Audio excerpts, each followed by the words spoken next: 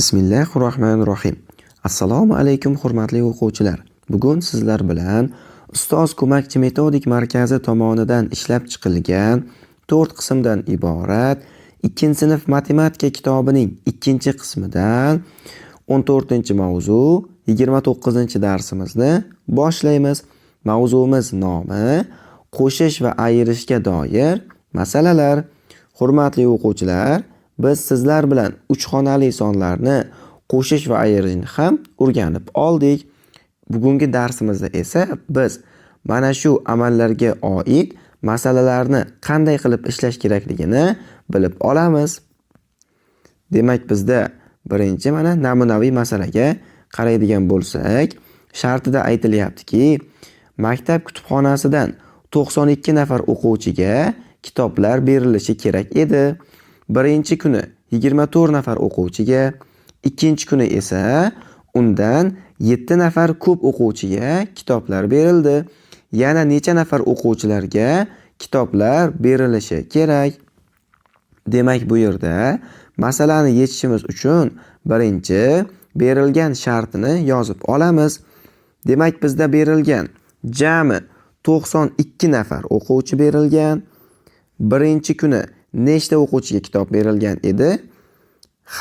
Birinchi kuni 24 nafar o'quvchiga. Ikkinchi kuni esa aniq sonini bilmaymiz. Shuning uchun so'roq, lekin birinchi kundagidan 7 nafar ko'p ekanligini bilamiz. Shuning uchun 7 nafar ko'p deb yozib qo'yamiz birinchi kunga nisbatan va bizdan qancha qolganini so'rayapti. Shuning uchun qoldi so'roq. Endi masalani yechilish qismiga o'tsak, ikkinchi kuni o'zi qancha kitob berilgan? Birinchi kuni 24 ta bo'lsa, ikkinchi kuni 7 nafar ko'p deydigan bo'lsa, nima qilishimiz kerak? Qo'shishimiz kerak. Shuning uchun 24 ga 7 ni qo'shsak, ikkinchi kuni 31 nafar chiqadi. Endi jami 2 kunda qancha nafar o'quvchiga kitob berilgan?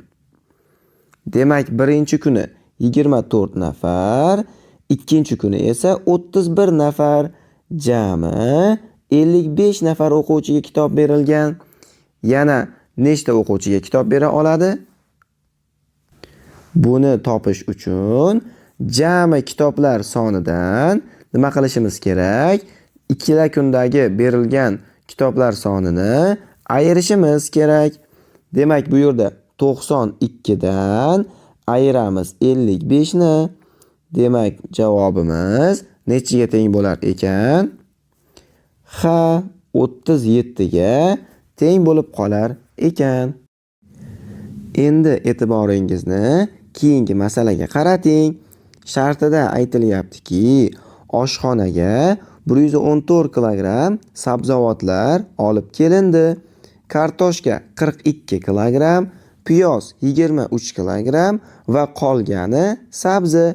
Qancha sabzi olib kelingan? Bu masalani ishlashimizdan avval birinchi berilishini yozib olishimiz kerak. Bizda jami sabzavotlar 114 kilogramm va kartoshka bizda necha kilogramm ekan? 42 kilogramm, piyoz esa 23 kilogramm, qolgani sabzi ekan. Sabzi so'roq. Bu masalani ishlash uchun nima qilishimiz kerak? Demak, birinchi navbatda bizda ma'lum bo'lgan sabzavotlarning og'irliklarini qo'shib olamiz. Ya'ni kartoshka va piyozning jami og'irligini topib olamiz. Demak, bu yerda 42 ga qo'shamiz 23 ni. Demak, 42 ga 23 ni qo'shsak 65 hosil bo'ladi. Endi biz jami sabzavotlardan kartoshka va piyozning og'irliklarini ayirib tashlasak, bizda sabzining og'irligi qoladi. Demak, 114 dan ayiramiz 65 ni. Natija bizda 49 ga teng bo'lib qolar ekan. Tushundingizmi? Endi e'tiboringizni keyingi masalaga qarating. shartida aytilyaptiki, yosh dasturchilar forumi 3 kun davom etdi. Birinchi kuni 25 nafar, ikkinchi kuni undan 12 nafar ko'p, uchinchi kuni esa birinchi va ikkinchi kuni qancha bo'lsa, shuncha dasturchi qatnashdi. Bu forumda jami necha nafar dasturchi ishtirok etgan? Demak, bu masalada ham birinchi berilishini yozib olishimiz kerak. Birinchi kuni 25 nafar, ikkinchi kuni so'roq, lekin 12 nafar ko'p ekanligini bilamiz birinchi kunga nisbatan va uchinchi kuni esa birinchi va ikkinchi kuni qancha qatnashgan bo'lsa, o'shancha bo'ladi. Ya'ni ikkala kunga teng. Endi bu masalani qanday qilib yechilish qismiga o'tamiz. Demak, birinchi usul 25 qo'shuv 12. Nega 25 ga 12 ni qo'shyapmiz? Ikkinchi kuni necha nafar ekanligini topish uchun. Birinchi kuni 25 edi, ikkinchi kuni necha bo'lishini topish uchun 12 ni qo'shishimiz kerak. Shunda 37 hosil bo'ladi. Bu ikkinchi kuni. Endi uchinchi kunini topish uchun nima qilishimiz kerak ekan? Birinchi va ikkinchi kunlarni qo'shishimiz kerak. Birinchi kunda 25 nafar, ikkinchi kuni esa bizda 37 chiqdi. Shuning uchun 25 ga 37 ni qo'shamiz. Natija bizda 62 ga teng bo'lib qoladi. Endi bizdan so'ragan savolda jami necha nafar ishtirok etgan degan.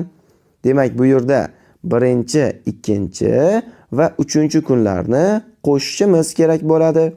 Demak, birinchi kuni 25, ikkinchi kuni 37 va uchinchi kuni esa 62. Hammasini qo'shadigan bo'lsak, birinchi va ikkinchi kuni 62, uchinchi kuni ham 62 bo'lsa, ularni qo'shsak, natija 124 ga teng bo'lib qolar ekan. Demak, javobimiz 124 ta. Endi e'tiboringizni keyingi masalaga qarating. Shartida aytilganki, Alisher Navoiy kutubxonasiga dushanba kuni 230 nafar kishi tashrif buyurdi. Bu seshanba kungidan 20 kishiga, chorshanba kungidan esa 50 kishiga kam. Shu 3 kun davomida kutubxonaga necha kishi kelgan? Demak, bu masalaning ham shartini yozib olamiz. Dushanba kuni 230 nafar. E'tibor qilinglar, hurmatli o'quvchilar. Dushanba kuni 230 nafar. Seshanba kuni esa 20 kishi ko'p bo'ladi. Chunki aytilyaptiki bizga dushanba kuni seshanba va chorshanba kuniga nisbatan kamroq. Ya'ni seshanba kuni 20 kishiga, chorshanba kuni 50 kishiga kam. Ya'ni dushanba kuni kam seshanba kunidan va dushanba kuni chorshanba kunidan kam. Demak, seshanba kuni ko'p va chorshanba kuni ham ko'p. Tushundingizmi? Ya'ni seshanba kuni 20 nafar odam ko'p bo'lgan, chorshanba kuni esa 50 nafar ko'p bo'lgan. O'shanda jamisini topish so'ralyapti bizdan. Endi yechilish qismiga o'tamiz. Demak, bizda seshanba kuni necha nafar ekanligini topish uchun 230 ga qo'shishimiz kerak 20 ni. Shunda 250 hosil bo'ladi. Endi esa chorshanba kunini topib olamiz.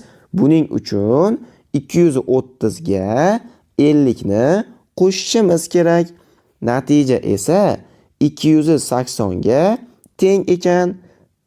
Endi jamini topish uchun dushanba, seshanba va chorshanba kunidagi kutubxonaga tashrif buyuruvchilarning sonini qo'shib chiqamiz. Shunda 230, 250 va 280 bularni qo'shib chiqamiz. 230 ga 250 ni qo'shsak 480 hosil bo'ladi. 480 ga 280 ni qo'shsak esa bizda 760 hosil bo'ladi. Tushundingizmi? Hurmatli o'quvchilar, shuning bilan darsimiz o'z nihoyasiga yetdi. Keyingi darslarda ko'rishguncha, xayr, salomat bo'ling.